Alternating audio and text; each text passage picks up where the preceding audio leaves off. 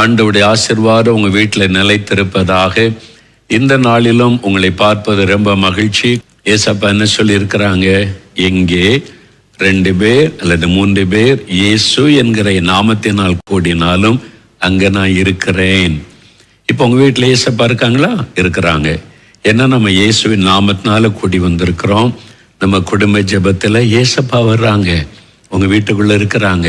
அவங்க அதை பார்த்து சந்தோஷப்படுறாங்க. நீங்க கூடி ஜெபிக்கும் போது இதை நல்ல மனதில் கொள்ளணும்.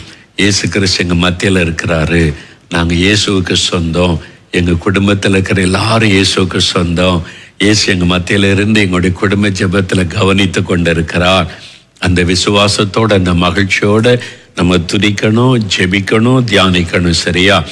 நேற்று நான் கடந்த வாரத்துல நான் ஒரு காரியம் சொன்னேன். முதல் குடும்பம் ஆதாம் ஏவாள், அந்த குடும்பத்தை ஆண்டவர் உருவாக்கி என்னென்ன மாதிரி பொறுப்பெல்லாம் கொடுத்தார். அப்ப குடும்ப வாழ்க்கையை ஏற்படுத்தினவர் கர்த்தர். உங்களுக்கு ஒரு குடும்பத்தை தந்திருக்கிறார், மனைவி தந்திருக்கிறார், கணவரை தந்திருக்கிறார், பிள்ளைகளை தந்திருக்கிறார், பெற்றோரை தந்திருக்கிறார்னா இதெல்லாம் ஏதோ தற்செயலாய் நடக்கிறதில்லை. தேவன் உங்களுக்கு கொடுத்திருக்கிற ஒரு ஆசீர்வாதம், பிளஸ்ஸிங். அதை நீங்க முதலாவது உணரணும். அவங்கவுங்களுக்கு கொடுக்கப்பட்ட பொறுப்புகளை உணர்ந்து அவரவர்கள் ஆண்டவருக்கு ஒப்பு கொடுத்து நம்ம ஜெபித்து கொள்ளணும். சரியா? இப்ப அந்த குடும்பத்துல இயேசு உலாவி வருகிறார், எல்லாம் ரொம்ப சந்தோஷமா நடக்குது. அந்த வீட்டுக்குள்ள ஒரு பிரச்சனை வருது, குடும்பத்துக்குள்ள ஒரு பிரச்சனை வருது. என்னங்க, இயேசு உண்டாக்குன குடும்பம், இயேசு உலாவுகிற குடும்பம், அதுல எப்படி பிரச்சனை? நீங்க ஆதியாகமம் 3 அதிகாரத்துல வாசித்து பார்த்தீங்கன்னா அந்த பிரச்சனைக்கு யார் காரணம்ன்றதை விளங்கி கொள்ள முடியும். யார் காரணம்? பொல்லாத பிசாசு, சாத்தான். ஆதாம் ஏவாள் ஆண்டவரோட சந்தோஷமா மகிழ்ச்சியா ஒரு பிரச்சனை இல்லாம வாழ்ற பிசாசு பார்க்கறான். அவனுக்குள்ள பொறாமை வருது. ஐயோ, இவங்க சந்தோஷமா இருக்கிறாங்க, ஆண்டவரை சந்தோஷப்படுத்துறாங்க, இதை விடக்கூடாது, இவங்க சந்தோஷத்தை நான் கெடுக்கணும்னு சொல்லி சாத்தான் தந்திரமா இந்த குடும்பத்துக்குள்ள ஒரு பிரச்சனை உண்டாக்கி ஆண்டவர் அவங்களை குறித்து வருத்தப்படும்படிக்கும், அவங்க ஆண்டவரால் அந்த தோட்டத்தை விட்டு துரத்தப்படும்படிக்கும் ஒரு காரியத்தை சாத்தான் செய்து விடுகிறான். அதனால நம்முடைய குடும்பம் கூட மகிழ்ச்சியா இருப்பதை பார்க்கும்போது சாத்தானுக்கு அது பிடிக்காது. நமக்கு ஒரு எதிராளி இருக்கிறான், நமக்கு ஒரு விரோதி இருக்கிறான். மனிதர்கள் அல்ல நம்முடைய விரோதிகள். எந்த மனிதரையும் நம்ம பகைஞரா நினைக்க கூடாது. நமக்கு ஒரே ஒரு எதிராளி உண்டு, அவன் பிசாசானவன். 1 பேதுரு 5 அதிகாரம் 8ஆம் வசனத்துல பாருங்க, தெளிந்த புத்தி உள்ளவர்களாயிருங்கள், விழித்திருங்கள், ஏனெனில் உங்கள் எதிராளியாகிய பிசாசானவன் கெர்ச்சிக்கிற சிங்கம் போல் எவனை விழுங்கலாமோ என்ற வகை தேடி சுற்றி திரிகிறான். அதுதான் சொல்லப்படும். நம்முடைய எதிராளியாகிய பிசாசு. ஆதாம் ஏவாள் சந்தோஷமா இருக்கிற பார்த்து அவனுக்கு பொறாமையும் கோபமும் வருது. எப்படியாவது இவங்களுடைய சமாதானத்தை கெடுத்துறணுமே நினைத்து சாத்தான் என்னைக்குமே தந்திரமாய் தான் கிரியை செய்வான். அதுல சாத்தானுடைய கிரியை இருக்கிறது என்பதே தெரியாத விதத்துல அவன் செயல்படுவான். இப்ப நீங்க கணவன் மனைவி குடும்பத்துல பெற்றோர் சந்தோஷமா இருக்கிறீங்கன்னு வைங்க, உங்க குடும்பத்தின் சந்தோஷத்தை கெடுக்கணுமானா வாட்ச் பண்ணிக்கிட்டே இருப்பான் பிசாசு. பார்ப்பான், கணவர் ஜெபம் பண்றது கிடையாது, இவர் ஒழுங்கா பைபிள் வாசிக்கிறது கிடையாது, இவர் ஆவிக்குரிய வாழ்க்கையில சரியில்லையா, அவர் வழியா நுழைஞ்சு குடும்ப சமாதானத்தை கெடுத்தலான்னு ட்ரை பண்ணுவான். மனைவி கொஞ்சம் வீக்கா இருக்கிறாங்க, ஒழுங்கா ஜெபிக்கிறல, பாவம் கோவம் வந்துடும். அவங்களுக்குள்ள கொஞ்சம் பண ஆசை, உலக ஆசைலாம் இருக்குது. அப்போ அவங்க மூலமா கிரியை செய்து குடும்ப சமாதானத்தை கெடுத்துடலாம்.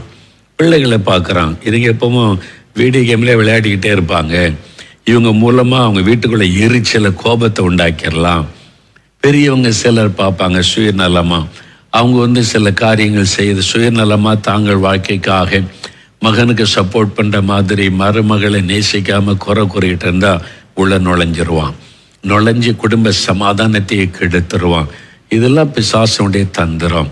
அப்போ உங்க குடும்பம், நீங்க மகிழ்ச்சியா இருக்கிற பிடிக்காத ஒருவன் இருக்கிறான், அவன் சாத்தான். இந்த எதிராளி குறித்த சிந்தை நமக்கு இருக்கணும். அன்று சில தெளிந்த புத்தி உள்ளவளா இருங்க, விழித்திருங்கள். அதனால நம்ம குடும்பம் ஆசீர்வாதமா மகிழ்ச்சியா இருக்கணுமானா குடும்பத்தில் இருக்கிற நீங்க விழிப்பா இருக்கணும், தெளிந்த புத்தி உள்ளவளா இருக்கணும். உலக மக்களை போல சிந்தியக்கூடாது. ஆவிக்குறை சிந்தை உள்ளவளாய் ஆவியானுடைய உதவியோட காரியங்களை விளங்கி கொண்டு நடக்கணும். இப்ப சாத்தான் பாருங்களேன், யாரை குறி வைக்கிறான்? ஆதாம் ஏவாள் 2 பேர் தான் இருக்காங்க, இன்னும் பிள்ளைகள் வரல. பார்த்தா இது எப்படி பிரச்சனை உண்டாக்குறதுன்னா, ஏவாள் அப்பப்போ தனிமையா இருக்கிறான். தனிமையா இருக்கிறத மாத்திரம் இல்லை, இந்த நன்மை தீமை அறியத்தக்க கனி மேல அவளுக்கு ஒரு கண்ணு, அடிக்கடி போய் பார்க்கிறா. இதை மட்டும் ஆண்டவர் தொடக்கூடாதுன்னு சொன்னாங்களே, இதை மட்டும் சாப்பிடக்கூடாதுன்னு சொன்னாங்களே, எதனால இருக்கும் அப்படின்னு இந்த மரத்தை சுத்தி சுத்தி பார்க்கிறா. தொற்றக்கூடாது ஆண்டவர் சொல்லி இருக்கிறாரு. ஏன் அப்படின்னு விட்டு பார்த்த உடனே சாத்தான் பார்த்தான், இவ தான் நமக்கு கரெக்டு, இவளுக்குள்ள ஒரு வீக்னஸ் இருக்குது, இது ஏன் இது மாதிரி இருக்குது, அது மேல அப்படியே ஒரு கவனம் வருது. கவனம் செலுத்தின உடனே சரி, இவன் ஆதாமோட கூட இருந்தா இவளை ஏமாற்ற முடியாது, இவ தனிமையா இருந்தாதான் நம்ம போய் ஏமாற்ற முடியும்னு சொல்லி ஏவாள் தனிமையா இருக்கிற போது அவன் மெதுவா பேசுகிறான். ஏவாள் கிட்ட தான் பேசினான். 2 பேர் இருக்கும்போது சாத்தான் வந்திருந்தா ஜெயிச்சிருப்பாங்க. ஆதாம் சொல்லியிருப்பான், நீ யாரு, எங்களுக்கு கர்த்தர் தான் எங்க தகப்பன், அவர் சொல்றபடி தான் நாங்க செய்வோம், அவர் என்ன சொன்னாலும் எங்க நன்மைக்காக தாருங்க, ஓடிப்போன்னு சொல்லியிருப்பான். ஆனா ஏவாள் யோசிக்க ஆரம்பிக்கிறா. அப்படியே ஆமா, ஏன் ஆண்டவர் இப்படி சொல்லணும், ஏன் நாங்க இதை சாப்பிடக்கூடாது கேள்வி எழுப்புகிற ஒரு எண்ணம் சுபாவம் அவங்களுக்குள்ள இருந்ததுனால கேள்வி மூலமாய் கரியை செய்து ஏவாளை தான் அவன் வஞ்சித்துட்டான். அதனால தான் நல்ல கவனிங்க. முக்கியமா சாத்தான் உங்க வீட்டுக்குள்ள நுழைய சில சமயம் மனைவியை பயன்படுத்துவான், சில சமயம் கணவரை பயன்படுத்துவான், சில சமயம் பிள்ளைகளை பயன்படுத்துவான், சில சமயம் பெரியவங்க மாமியார் மாமனாரை பயன்படுத்துவான், சில சமயம் நண்பர்களை பயன்படுத்தி குடும்பத்துக்குள்ள நுழைஞ்சிருவான், சில சமயம் ஊழியர்களை கூட பயன்படுத்திடுவான். அதனால்தான் நீங்க விழிப்பா இருக்கணும், கவனமா. உங்க குடும்பம் கர்த்தர் உங்களுக்கு அமைச்சு கொடுத்திருக்கிறார், உங்க மனைவி, உங்க கணவர், உங்க பிள்ளைங்க நீங்க சந்தோஷமா இருக்கணும்னு கர்த்தர் விரும்புகிறார். அதனால விழிப்பா கவனமா இருக்கணும். சரியா? இப்போ ஏவாள்கிட்ட தான் இந்த பிசாசு பேசுறான். அதனால தான் மனைவி நீங்க தனிமையா இருக்கக்கூடாது. தனிமையா இருக்கக்கூடாதுன்னா என்னங்க அர்த்தம்? நம்ம கணவர் வேலைக்கு போயிட்டார், வீட்டில் சமையல் வேலை பண்ணி தனியா இருக்கணும். 2 பேர் வேலைக்கு போனா சில சமயம் தனிமையா உட்காந்து வேலை பார்க்கணும். அதுக்கு அர்த்தம் அப்படியே இல்லை. எப்பவுமே ஆண்டவரோடு இருக்க பழகுங்க. ஆண்டவர் என் வேலைக்கு போனாலும் இயேசு கூட இருக்கிறார், சமையல் பண்ணாலும் ஸ்தோத்திரம் பண்ணி ஜெபம் பண்ணிக்கிட்டே பண்ணுங்க. எப்பவும் ஆண்டவரை துதித்து பாடிக்கொண்டு அப்படி சமையல் பண்ணும்போது நல்ல ஒரு கிறிஸ்தவ பாட்டை ஓட விடலாம், ஒரு செய்தியை கேட்டுக்கிட்டு. அப்போ சாத்தானுக்கு உள்ள நுழைய கேப் இருக்காது. நீங்க தனியா அப்படி யோசிக்க ஆரம்பிச்சீங்கன்னு வைங்களேன், அந்த சிந்தனைக்குள்ள சாத்தான் நுழைவான். அதனால நீங்க இதுல கவனமா இருக்கணும். 2வது, நீங்க ஏதாவது ஒரு காரியம் வருதுன்னா கணவரிடத்துல ஆலோசனை பண்ணணும் முடிவு எடுக்கும் போது. ஏன்னு சொன்னா, நீங்க எபேசியர் 5:23 வாசித்து ஆண்டவர் சொல்றாரு, சபைக்கு இயேசு கிறிஸ்து தலையா இருக்கிறதை போல மனைவிக்கு புருஷன் தலையா இருக்கிறான் அப்படின்னு ஆண்டவர் சொல்றார். தலை புருஷன் தான் பைபிளே சொல்லுகிறாரு. ஆனால் ஒரு குடும்பம் சொல்லும் ஒரு குடும்ப தலைவனாக கணவனை தேவன் வைத்திருக்கிறார். மனைவிக்கு அதுல பொறுப்பு இருக்கிற மனைவி குடும்ப தலைவிதான். ஆனா நீங்க 2 பேரும் சேர்ந்து ஆலோசித்து முடிவு எடுத்தீங்கன்னா சாத்தான் உள்ள நுழைய முடியாது.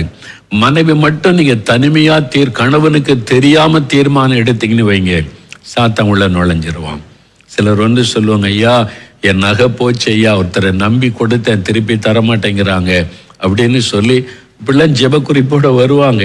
10 பவுன் நகையை வச்சுக்கிட்டாங்க, 5 வருஷம் 10 வருஷம் தரமாட்டேங்கிறாங்க அப்படின்னு சொல்லி. நான் கேட்டேன் அவங்ககிட்ட, நீங்க எதுக்கு கொடுத்தீங்க நகையை? ஒரு கல்யாணத்துக்கு போயிட்டு வரேன்னு நாங்க கொடுத்தேன். ஒருத்தர் சொன்னாங்க, கடன் நாங்கள் உடனே வச்சுட்டு அடுத்த மாதம் திருப்பி தந்துடுறோம், நான் கொடுத்துட்டேன் அப்படின்னு சொல்லுவாங்க. சொந்தக்காரங்க, தெரிஞ்சவங்க, பக்கத்து வீட்டுக்காரங்கன்னு. சரி, நகையை கொடுக்க முன்னால கணவர்கிட்ட கேட்டிங்களான்னு கேட்டேன். இல்லை, அதான் அடுத்த மாதம் தந்துடுறேன் நாங்களே, கணவருக்கு தெரிஞ்சா வேண்டான்னு சொல்லிடுவாங்க, அதனால நான் கொடுத்துட்டேன் ஐயா அப்படிம்பாங்க. அங்கதான் தப்பு. இதைத்தான் பிசாசு பயன்படுத்துவான். இதைத்தான் பொல்லாத மனிதர்களுடைய சாத்தான் உள்ளே நுழைந்து இப்படி ஆசீர்வாதத்தை கெடுப்பான். நீங்க என்னன்னாலும் சரி, என் கணவருக்கு தெரியாம செய்ய முடியாது, என் கணவர்கிட்ட ஒரு வார்த்தை கேட்டுட்டு நான் உங்களுக்கு செய்யறேன்னு சொல்லுங்க, அவங்க வரவே மாட்டாங்க. அது உங்களுக்கு சேஃபர். என்னைக்குமே 2 பேரும் சேர்ந்து தீர்மானம், கணவருக்கு தெரியாம ஒரு தீர்மானம் எடுக்காதங்க.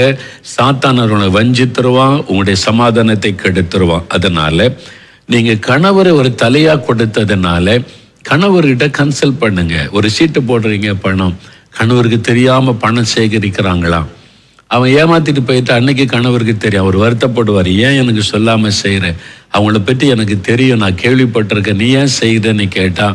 இது மாதிரி நிறைய குடும்பங்களிலே மனைவிமார்கள் புருஷனுக்கு தெரியாம சில உதவி செய்யறது, கடன் கொடுக்கறது, நகையை கொடுக்கறது, கடன் வாங்குறது, கணவனுக்கு தெரியாம கடன் வாங்குறது, இதெல்லாம் குடும்பத்துக்கு ஆசீர்வாதம் கிடையாது. சாத்தான் அதன் வழியா உள்ள நுழைஞ்சிருவான். அதனால மனைவிமார்கள் ரொம்ப கவனமா இருக்கணும். நீங்க எந்த ஒரு காரியம்னாலும் கணவருக்கு தெரியப்படுத்தி நம்ம ஜெபம் பண்ணி செய்வோம் அப்படின்னு சொல்லணும். அதுக்காக சில குடும்பத்துல கணவர் ஒரு அப்பாவியா இருப்பார், மனைவி நல்ல ஞானமா செயல்படுவாங்க. அப்ப நீங்க கணவர் கூட தனிமையா முடிவெடுக்கூடாது. சில காரியம் இல்லை, என் மனைவிட்ட நான் கன்சல்ட் பண்ணிக்கிடட்டும், நாங்கள் 2 பேரும் ஜெபம் பண்ணி தான் முடிவெடுப்போன்னு சொல்லுங்க, நிறைய பிரச்சனை சால்வ் ஆயிரும். அதனால உங்க மனைவிக்கு கொடுக்க வேண்டிய கனத்தையும் கணவன் கொடுக்கணும். எப்படி ஒரு மனைவி என் புருஷன்கிட்ட கேட்கணும்னு சொல்றாங்களோ, அதே மாதிரி சில முடிவெடுத்து காரியங்கள், என் மனைவி கிட்ட ஒரு வார்த்தை நான் கன்சல்ட் பண்ணி நாங்கள் ஜெபம் பண்ணி தீர்மானம் எடுக்கிறோன்னு சொன்னீங்கன்னா அது ஆசீர்வாதம். இந்த தனிமையை தான் பிசாசு பயன்படுத்தி தனியா சிந்திக்க வச்சு தவறான கண்ணியிலே அகப்படுத்தி விடுவான். அதுக்கு இடம் கொடுக்காதபடி உன் குடும்பம்னா கணவன் மனைவி நீங்க சொல்லுங்க, நம்ம பகிர்ந்து கொண்டு ஜெபம் பண்ணி நம்ம முடிவெடுப்போம், ஆண்டவர் உதவி செய்வார், அவர்கிட்ட கேட்கலான்னு சொல்லுங்க. பிசாசு உள்ள நுழையவே முடியாது. அதனால தயவு செய்து இந்த காரியத்துல கணவனானாலும் சரி மனைவியானாலும் சரி நீங்க எதிராளியாக பிசாசு குறித்த கவனமா இருக்கணும். சில சமயத்துல தப்பு நடந்துட்டுங்க, மனைவி உங்கள்கிட்ட கேட்காம உன்னை செஞ்சிட்டாங்க, உடனே அதையே சொல்லி கோவப்பட்டு பிரச்சனை உண்டாக்கி சண்டை போடாருங்க. சரி, அவங்க ஒரு பலவீனத்துல செஞ்சிட்டாங்க, ஒரு தப்பு நடந்துட்டு ஒரு கணவன் என்ன செய்யணும், ஓகே நீ தப்பு பண்ணிட்ட, இப்போ ஒன்னறியா தப்பு, நீ தப்பு தாங்க உங்கள்கிட்ட கேட்காம செய்துட்டேன், ஓகே ஆண்டவர் உதவி செய்வார், நம்ம ஜெபம் பண்ணுவோம், பிரச்சனை ஆண்டவரிடத்துல கொண்டு போகலாம். தீர்வு கொடுப்பதற்குரிய தலைவர் உங்க வீட்டில் இருக்கிறாரு. நீங்களே சண்டை போட்டுக்கிட்டு முறுமுறுத்து கொண்டு இருக்கக்கூடாது. உடனே ஆண்டவருடைய பிரச்சனை கொண்டு போங்க. உங்க மனைவி தாங்க, உங்க கணவர் தானே, ஒரு மிஸ்டேக் நடந்து போச்சு, அதையே பெருசுப்படுத்தி உங்களால தான் இப்படி ஆச்சு, உன்னால தான் இப்படி ஆச்சு, உங்களால் இப்படி நான் கஷ்டப்படுறேன் பாருங்க, நீ இப்படி இருக்கிறனால தான், அப்படிலாம் பேசாதங்க. ஒரு குடும்பம் ஒருத்தருக்கு ஒருத்தர் விட்டு கொடுத்து மன்னித்து போகிறதற்கு பிசாசு விளையாடிட்டான், பிசாசு உள்ள நுழைஞ்சிட்டான். நீங்க உடனே என்ன செய்யணும், ஓகே பரவாயில்லம்மா நம்ம ஜெபிக்கலாம், ஆண்டவர் உதவி செய்வார் அப்படின்னு பிரச்சனையை ஆண்டு விட்டு கொண்டு போங்க. சேர்ந்து அதுதான் குடும்ப ஜெபம், அது விட்டுறக்கூடாது. இந்த குடும்ப ஜெபத்தை தடுக்கிறதுக்கு பிசாசு முயற்சி பண்ணுவான். நல்லா அறிந்து கொள்ளுங்க. எதுக்கு இந்த பிரச்சனை வருது தெரியுமா? உடனே குடும்ப ஜெபம் போயிடும், குடும்ப ஜெபம் நிறுத்து போயிடும். எப்படி சேர்ந்து ஜெபிப்பீங்க? ஒரு மனம் இல்லாட்டா சண்டை போட்டுக்கிட்டு முறுமுறுத்துட்டு ஒன்னா ஜெபிக்க முடியுமா? அந்த ஜெபம் நின்ற உடனே பிசாசு உங்க குடும்பத்துக்குள்ளே விளையாடி விடுவான். அந்த குடும்ப ஜெபத்தினால உங்க வீட்டுக்குள்ள சாத்தானால செயல்பட முடியல. அதனால இந்த குடும்ப ஜெபத்தை கெடுக்க யார் மூலமாவது செயல்பட்டு ஒரு சண்டையை உண்டாக்கி குடும்ப ஜெபத்தை தடுக்க முயற்சிப்பான். விட்டுறாதங்க.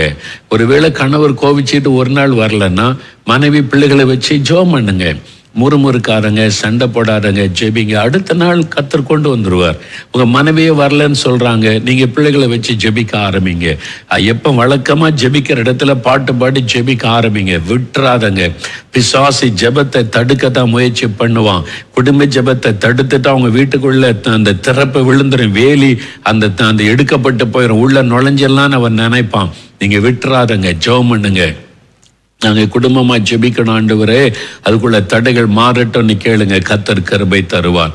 அப்ப பிசாசு உங்க வீட்டுக்குள்ள நுழைய யாருமே இடம் கொடுக்காதுங்க. மனைவியானாலும் சரி, நீங்க கணவரானாலும் சரி, பிள்ளைகளுக்கு விவரம் தெரியாது, பிள்ளைகள் மூலமா சில சமயம் அப்படியே பிரச்சனையை உண்டாக்கிடுவான். பெருசுப்படுத்தாதுங்க பிரச்சனைய. ஃபேமிலின்னா ஒரு பிரச்சனை வரும், உடனே அடுத்தவங்க ஞானமா செயல்பட்டு ஓகே நம்ம ஜெபிக்கலாம் சரியாயிரும்னு உடனே பிள்ளைகள் மேல கோபம், சண்டை, கடினமான வார்த்தைகள் வந்துடக்கூடாது. அமைதியா இருங்க. ஒருத்தர் கோபப்பட்டு அடுத்தவங்க அமைதி ஆயிட்டீங்கன்னா பிரச்சனை சரி பண்ணிட முடியும்.